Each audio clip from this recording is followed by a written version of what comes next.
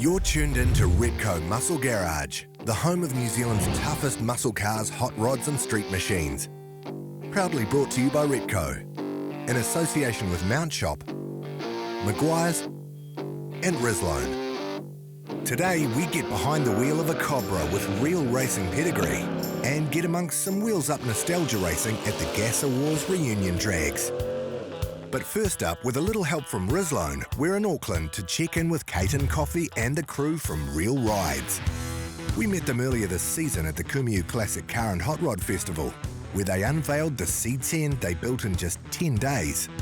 But the Chevy's not their first rodeo when it comes to frantic builds for the event. That honour goes to this incredible 63 Impala SS, which was constructed, for the most part, in 12 manic days, from a pile of parts to its unveil at the 2020 Kumiu show. It's a great example of the pro touring style builds the shop have been making a name for themselves with for years now. So what makes the guys at Real Rides tick? At Real Rides, we like to build real cars, so we like all our cars to have V8s in them. So if you don't have a V8, then it's not really in our interest. But we've been running since 2006, so predominantly 50s, 60s, early 70s muscle cars is where we're at. We're really liking doing all these really cool pro touring builds. The original game plan for the Impala was a relatively straightforward panel and paint for a customer back in 2019. It needed a few repairs, including a rear quarter replacement, before the owner pulled the pin and Caton decided to step in. The car came from a customer who originally came to us to get it panel and painted, and then his dream car came up. We struck a deal and I bought the car off him, and so it was kind of complete, and he'd bought a bunch of parts for it. Yeah, we pulled it apart from there. Originally when we first got the car, I just wanted a project for the shop for us to do in case we got quiet or however. As it turned out, we didn't get quiet, but we built it anyway.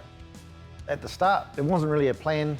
It was just more, panel and paint it, get it legal and get it sold. Fresh from a trip to SEMA in the States and inspired by what they'd seen, Caton and the team decided the Impala would be different from the usual lowrider fare you might expect with a 63.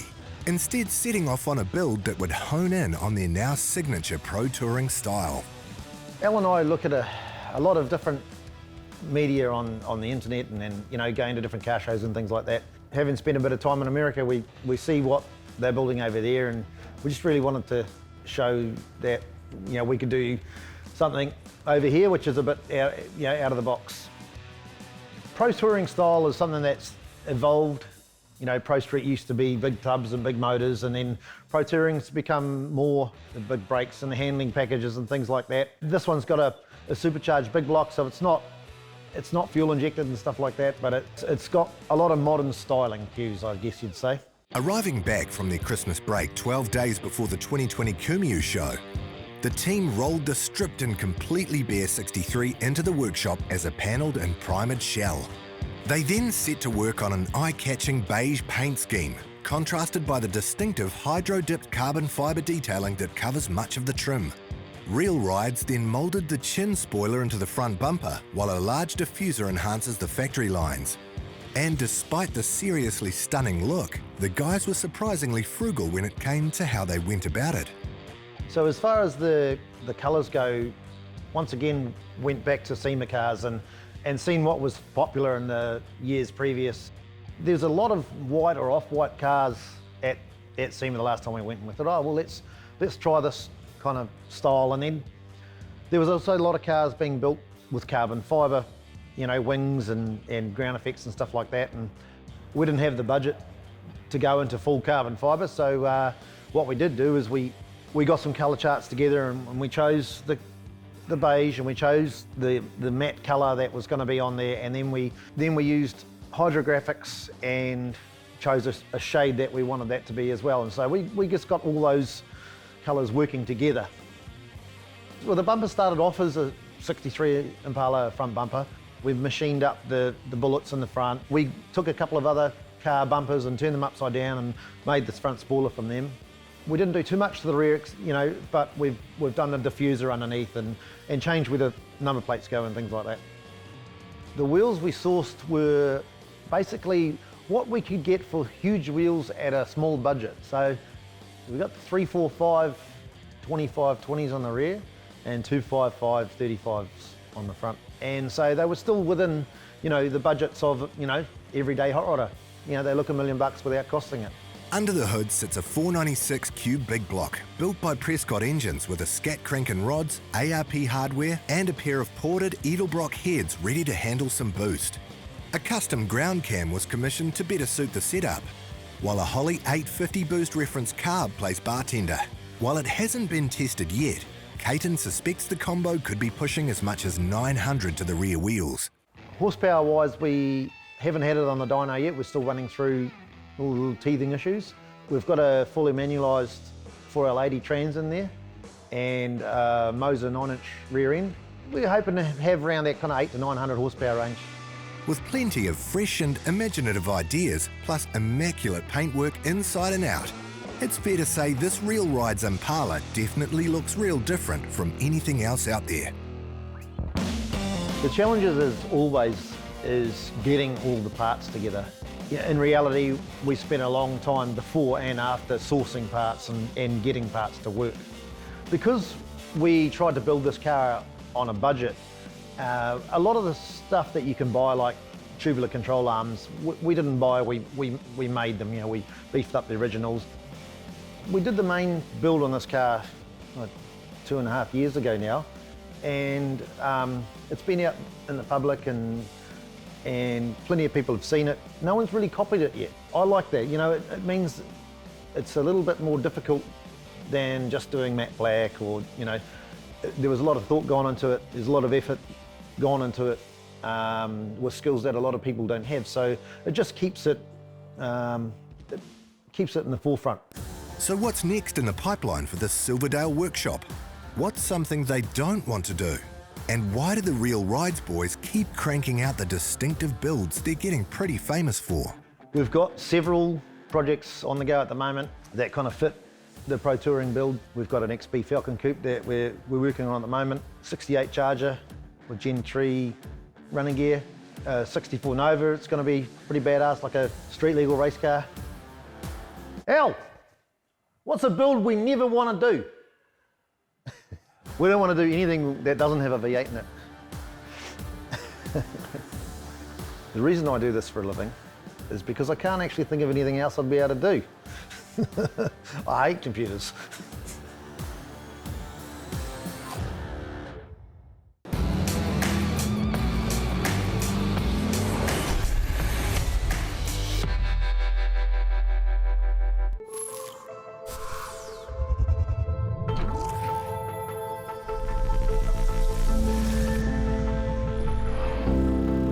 Protection of hybrid ceramic. Whoa. Now in 3 easy-to-use products. In original spray wax, now as a liquid wax, and a spray detailer. Meguiar's hybrid ceramic family with advanced SiO2 technology. Meguiar's, ceramic made easy. Rizlone has been in engines almost as long as engines have been in cars. Why? Because from then until now, there's never been a perfectly clean fuel. This means every time you fill up, you're adding pollutants and contaminants to your fuel system. Rizlone Fuel Injector Cleaner can cure those woes and help save your engine. Rizlone Fuel Injector Cleaner adds an upper cylinder lubricant, providing double the cleaning power out of the same bottle. We know something about aging well, so when we say it's your engine's fountain of youth under a screw top, you can count on it. Rizlone is the original engine tune-up. Available at participating stores near you.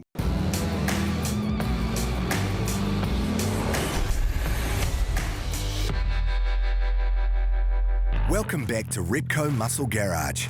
Next up, thanks to our mates at the Mount Shop, we're off to nostalgia favourite, the Gasser Wars reunion drags, as the event makes a move from Tokoroa to Meremere Dragway. The meet pulled in an impressive field of cars across a range of classes, and a big crowd too, with punters packing the stands all set for plenty of wheel stand action with a side serve of nitro. NZ Vintage Gas came about from a bunch of like-minded guys, and we all like nose-high stance cars, like the days in the 60s, so it's not exactly period correct, but it's our take on it. So the beginning of NZ Vintage Gas was we had our own cars and we didn't want to run against like street cars, so there's no actual class for them, so we created our own. We are lucky enough for the tracks to accept us at non-point rounds, so it's kind of like a feature, I guess, and they let us do our own thing. So, yeah, and everyone's all about having fun. So Gas Awards, it's all pre-70s, old school cars. So it's seen a lot of cars that you don't normally see on the strip these days. So it's cool to see these old cars out and about. From flatheads and four-bangers to pre-72 stock, pre-49 hot rods and loads of front-engine dragsters amongst others, there was a huge range of classes on display on the day. Many of the vehicles were genuine blasts from the past for long-time strip aficionados. From a little kid, I've always come here. I sit on that hill over there, drink copious amounts of DB bitter, watching the racing. Someone does a big, massive burnout, and I just went, I just want to do that. So next thing, trade me, buy now, 25 grand, I'm racing. So it's a 27T altered body. It's originally 1970s altered, so it's got quite a history. It's a nostalgic car, so it's got a 4-bar rear end and suspension on the front.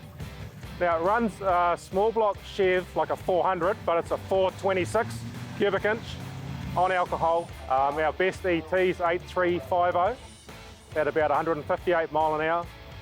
We managed to set the New Zealand record briefly until someone took it off us a while ago. I ended up building a new chassis, and then we built a new diff, and then I did a wheel stand and bent the front end, so it's got a new front end in it.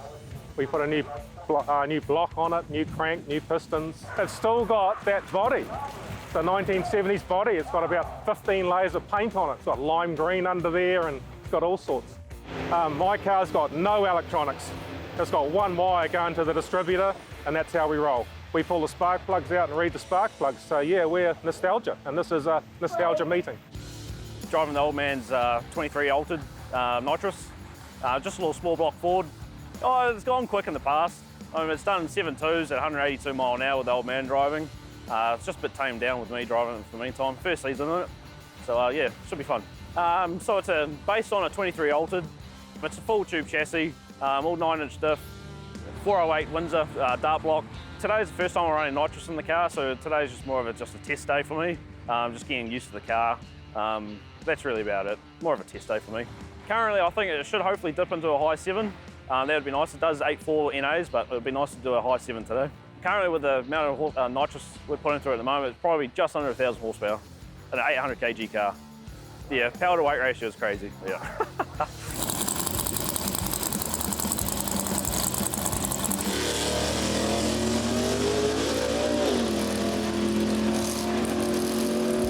Plenty of newly tuned up machines too, driven by some big name drivers who are no strangers to doing passes at over 200 miles an hour. It's really hard to pick a standout class or car for the day. The FEDs, front engine dragsters we've got coming out. Michael Franklin and the Nitro Hoon 57 Chevy badass cars is from the Graham Cameron's Aeroflow Nitro funny car stable. I'm running a 57 Chevy called Nitro Hoon. Got a 413 Hemi running on nitro methane. So currently at the moment we're throwing a new clutch in it, getting ready for a run about midday. Runs in these things are expensive. They're extremely expensive, so you don't want to waste a run. Makes about 4,000 horsepower. Everything happens so incredibly quick that you basically don't think about anything as much. You're just focused on what the car's doing.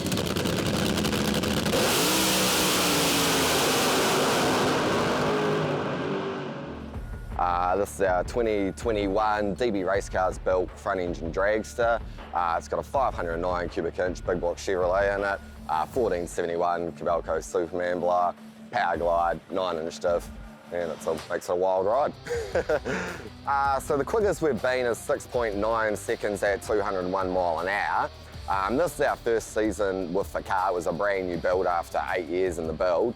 So it's been a lot of trial and error, We struggled at the start of the season with tyre shakes. We weren't making it very far. Then we finally dropped into the 7s. And then all of a sudden it ran 690 at 201 in January at Marston. Sort of shocked us all, We never expected it to run those numbers. And so on went the second parachute, because you've got to have 2 parachutes once you go 200.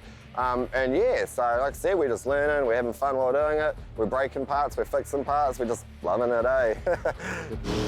There were no points on offer at the Gas Awards reunion drags, but the day was fueled by real passion for the sport's past, present and future. A fun celebration of retro racing that clearly brought a big smile to the face of everyone who took part. You don't need a big checkbook, and that's the whole idea. We're about having fun. We're not racing for pink slips. At the end of the day, we might get a little trophy and a lot of stick from your mates for being too good and winning on the day. So it's more about getting out and having fun. Oh, I mainly do this because speed, the adrenaline, and just getting kicked back in your seat. You can't beat it. Yeah, you can't beat it. For the love of it, man, the people.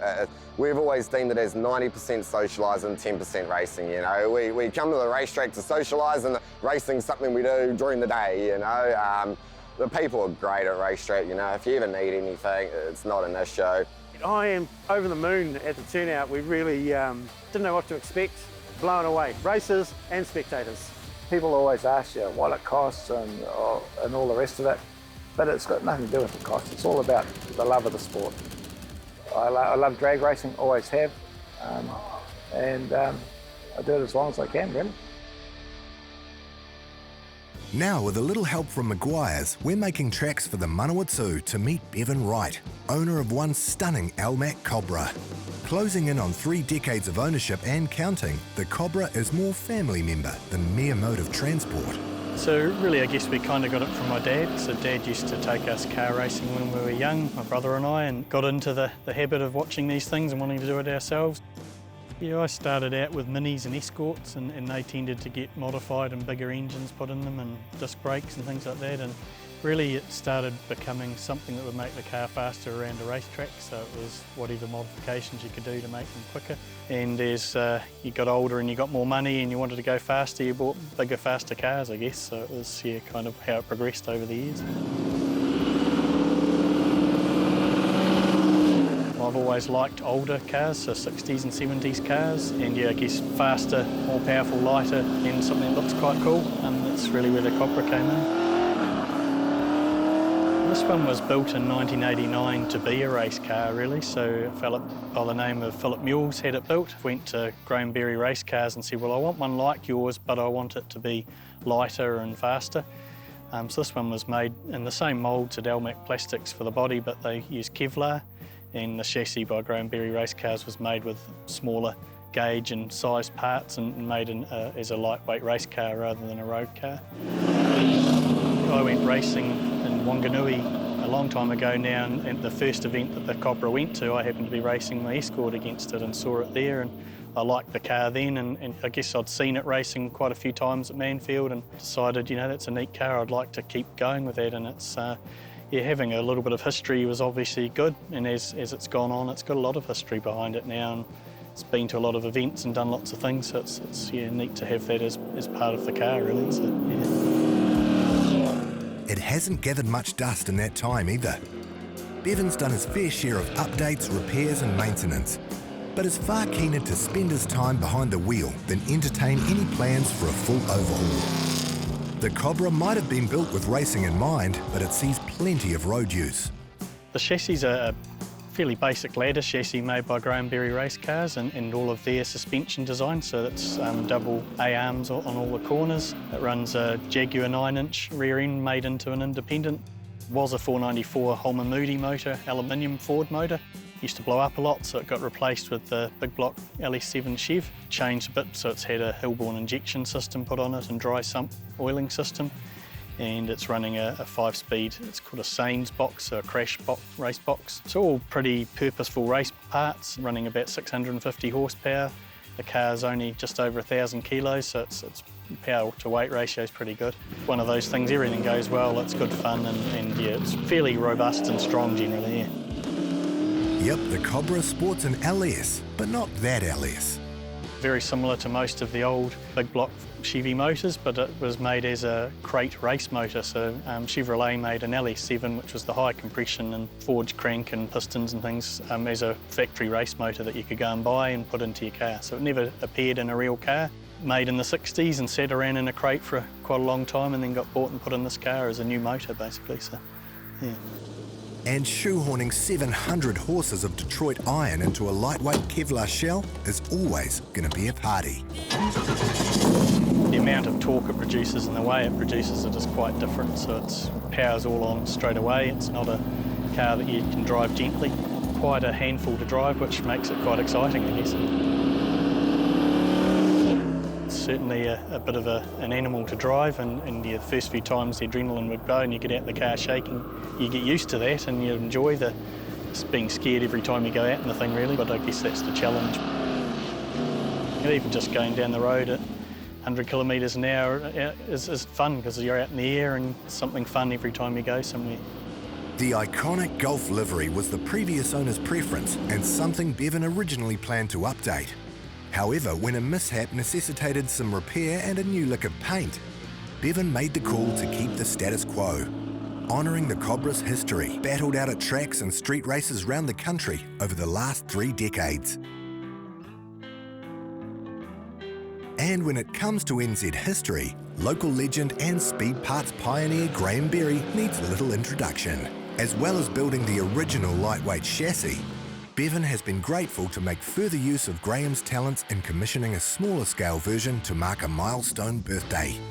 A fitting full circle for this battle-bred Cobra, and testament to the significant role the car has played in Bevin's life. Yeah, I can't imagine ever selling it. You know, it's one of those things that's been around, and I've broken everything on it over the years and fixed it all and used it for so many different things. It's one of those things that'll be around until I'm too old and doddery to drive it, probably, and hopefully can pass it on to the kids or something like that. But it's been a lot of fun, and I enjoy having it. So even if it's not being used, it's nice to see it and push it out and take it for a run down the road every so often. And really that's what it's all about. You know, it's not all about winning the races and going the fastest times and things like that all the time. That's part of it, but the best thing is to have some fun and enjoy yourselves with these classes of cars. Yeah. Cheers for tuning in. We'll see you next week on Repco Muscle Garage. Feel like your car could do with some TLC? No worries, we've got every base covered, because we could be hooking you up with an incredible prize pack thanks to our sponsors. For a start, there's this massive Maguire's and Rislone complete car care pack valued at over $760. We've also thrown in this handy 85-piece Repco toolkit valued at $672. To stay on top of everything underneath, there's a $500 mount shop voucher. And last but not least, you'll also score a year's subscription to NZ V8 magazine. That's a total prize pool of nearly $2,000. To enter, just head over to themotorhood.com and hit the Repco Muscle Garage link on the homepage. The winner will be drawn at the end of the series, so make sure you get amongst, because this prize pack is one major haul. Good luck. Repco Muscle Garage was proudly brought to you by Repco. It starts with the parts. Mount Shop Undercar Specialists. Maguire's, people who love cars love Maguire's. And Rislone, high performance additives for high performance vehicles.